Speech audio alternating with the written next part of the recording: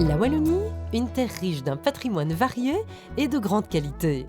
Plus de 3000 biens classés sur l'ensemble du territoire pour leur valeur historique, leur authenticité, leur intégrité. Depuis les incontournables lieux de visite et de tourisme aux témoins plus modestes de notre passé, en passant par les majestueuses façades urbaines que les passants frôlent sans bien souvent lever les yeux. Depuis les sites cartes postales aux ensembles architecturaux, sans oublier les arbres remarquables et les sites archéologiques qui rythment nos paysages.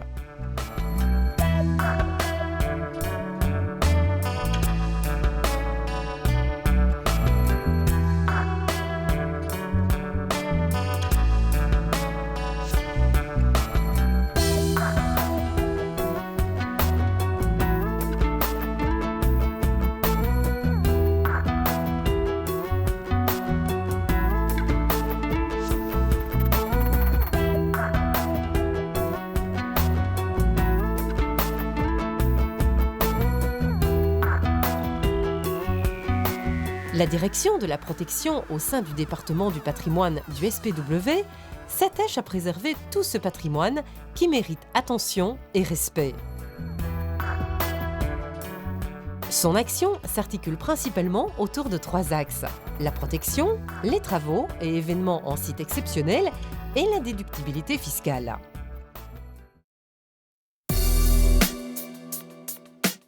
Pour assurer cette mission, des historiens de l'art, avec l'appui des services monuments, sites et archéologie, des directions extérieures de la Direction générale, sont chargés d'étudier des biens choisis sur base d'inventaires thématiques ou proposés par les particuliers ou par la Commission royale des monuments, sites et fouilles.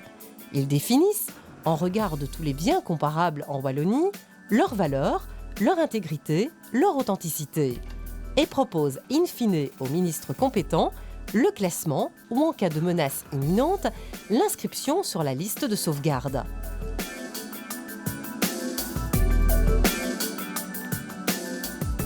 Deux historiens de l'art visitent aujourd'hui à Liège la maison que l'architecte Jules Mozin a conçue pour lui à la fin des années 50. On a acheté la maison en 96, dans l'état, dans son jus d'origine, puisque Monsieur Mozin, l'architecte qui avait vécu dans la maison, avait été placé en maison de repos et est mort quelque temps après. Et on a conservé la majorité des aménagements intérieurs qui étaient malheureusement en piteux état. Donc on a restauré et rénové pas mal de choses. Sinon les parquets, la cage d'escalier, le hall d'entrée, le feu ouvert, tout ceci est vraiment d'origine. Les maisons d'architectes constituent des témoins de première importance dans l'histoire de l'architecture. Cela est d'autant plus vrai pour les modernistes qui, pour briser l'isolement dont ils sont victimes, tentent de porter leur production au niveau international en faisant de leurs habitations personnelles des œuvres emblématiques. La maison Mozin a bénéficié dès sa construction d'une reconnaissance internationale. Aujourd'hui, son classement est à l'étude.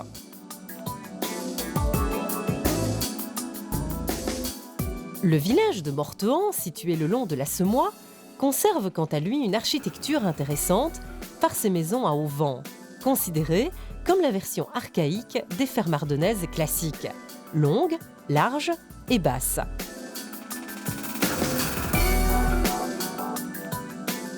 Donc on a une maison qui est déjà classée comme monument, la maison mitoyenne aussi. La maison mitoyenne, le jardin est également fait partie du classement comme monument. Donc maintenant il y a une demande pour faire l'extension du classement au jardin. Surtout qu'il y a 2 éléments qui sont fort remarquables. C'est à la fois la remise en pierre de schiste, qui a une couverture de dalles de schiste, et la clôture du jardin qui est faite de dalles de schiste aussi, qui est très très rare. On connaît d'autres exemples. Donc la maison ici derrière, qui a également été classée en 1972, dans l'arrêté de classement, on a bien repris le jardin. Et dans le jardin, il y a aussi donc 2 tronçons de murs en dalles de schiste, de murs de jardin, qui sont plus réguliers. Visiblement, je pense qu'on a dû sans doute les enlever et les replacer dans le sol. Parce que donc ici, elles sont vraiment tout à fait irrégulières, donc c'est normal avec le temps. La remise en tant que telle, elle n'a pas beaucoup changé, certainement depuis la construction. On n'a pas modifié la maçonnerie. Il n'y en a que 2 éléments qui ont été modifiés. C'est le linteau qui a été remplacé. Et donc le propriétaire, lui, a dû remplacer les chevrons à l'intérieur. Heureusement, il a eu cette présence d'esprit de conserver la couverture de dalle.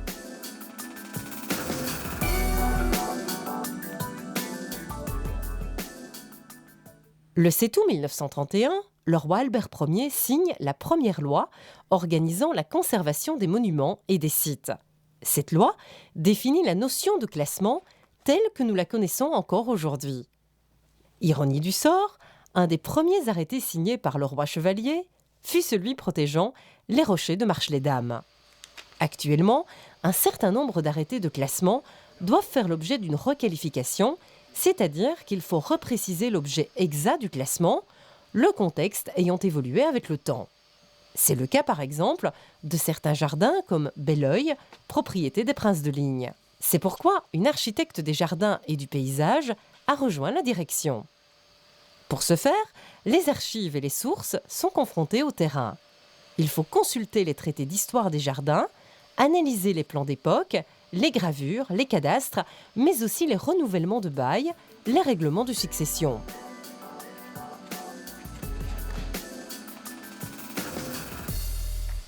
Ensuite, une visite sur place et l'évaluation visuelle de l'état actuel du bien compléteront l'analyse. Une nouvelle procédure devra être ouverte pour aboutir à une version ajustée de l'arrêté de classement.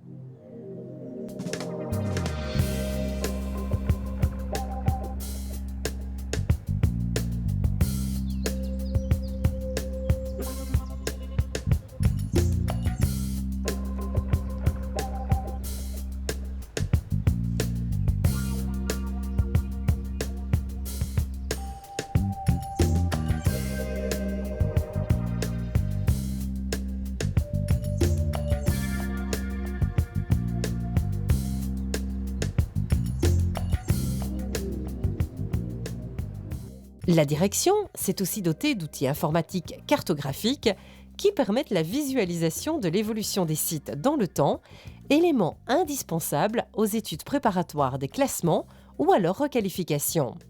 Cette technique a été appliquée pour une nouvelle approche du champ de bataille de Waterloo. La Wallonie compte aussi de magnifiques sites naturels, paysagers, historiques qu'il convient de protéger. C'est un ingénieur agronome qui assure le suivi de ces dossiers. Une importance particulière est accordée aux arbres patrimoniaux.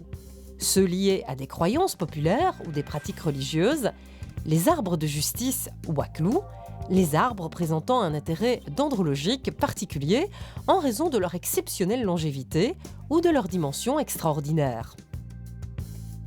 Un agent s'est spécialisé en cette matière et gère les procédures de classement de ces arbres.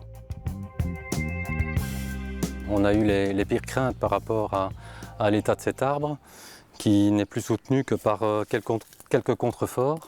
C'est un peu notre mission au patrimoine de sauvegarder ce qui peut l'être. Vous voyez qu'on a mis en place ici donc, un système tout à fait particulier et novateur. Bien entendu avec le concours des ingénieurs du département nature et forêt, mais aussi des facultés de Jean Blou et d'arboristes et lagueurs grimpeurs qui ont assisté les travaux et qui ont placé donc, ce système d'aubans et de sangles pour supporter les différentes charpentières. C'est réellement le plus gros tilleul de Belgique. La reconnaissance patrimoniale s'impose évidemment par rapport à un arbre aussi exceptionnel. L'intérêt maintenant, et ça la région wallonne l'a bien compris, c'est de préserver, de classer cet arbre et surtout de préserver ses abords.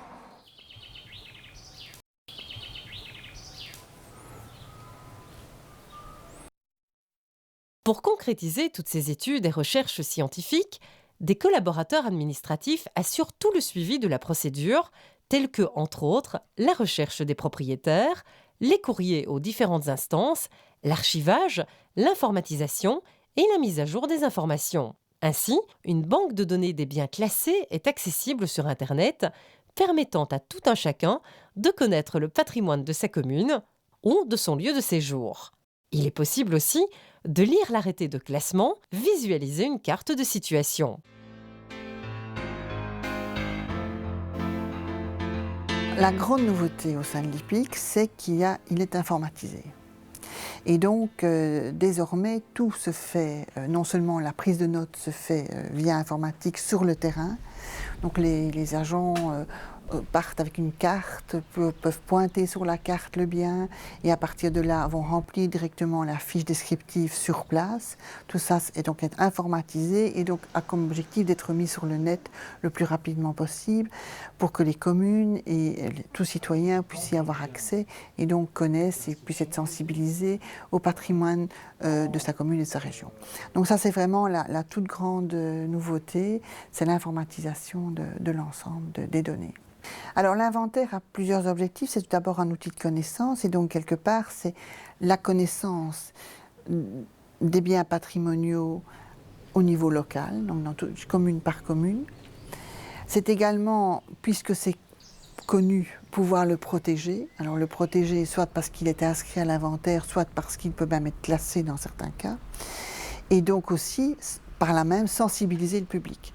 Donc il y a quand même 3 grands objectifs qui sont la connaissance, la protection dans le temps, soit pour une protection permanente ou bien même temporaire, et alors surtout la sensibilisation du public à son environnement et à la qualité de cet environnement. En fait, la notion de patrimoine a fortement évolué dans les derniers temps et ce qu'on appelle la patrimonialisation est devenue vraiment très importante. C'est-à-dire qu'auparavant, on parlait de patrimoine en pensant plutôt grands monuments, églises, châteaux, etc., abbayes. Actuellement, comme disent les Français, on va de la petite cuillère à la cathédrale. Donc cette notion a fortement évolué, elle s'est élargie. Et donc il a fallu effectivement que nos inventaires reprennent également toute une série de patrimoines qui n'avaient jamais été inventoriés avant. Notamment, par exemple, tout le patrimoine industriel. À côté de ça, il y a également les périodes qui ont changé. C'est-à-dire qu'on maintenant, on considère que le patrimoine vient, je veux dire, jusqu'à des périodes très proches de la nôtre. Et donc, tout le 19e siècle et le 20e siècle, puisque nous sommes maintenant au 21e siècle, doit également être intégré à l'inventaire. Donc, on a un élargissement quant au type de patrimoine, mais aussi quant à la durée dans le temps de ce patrimoine. En collaboration avec le Service public fédéral des finances, une juriste gère les dossiers de déductibilité fiscale. Les propriétaires de biens classés peuvent, sous certaines conditions, déduire de leurs revenus la moitié des dépenses qui sont à leur charge et qui sont liées à des travaux réalisés sur leurs biens. Nous sommes propriétaires d'une maison classée par le patrimoine et nous avons demandé l'intervention du patrimoine pour réparer des châssis qui, ma foi, étaient en très très mauvais état. Les travaux ont été réalisés avec les conseils, toute la bienveillance du patrimoine en question. Évidemment, nous avons payé une partie de ces travaux et maintenant, nous pouvons déduire de nos impôts une partie des factures qui nous étaient attribuées.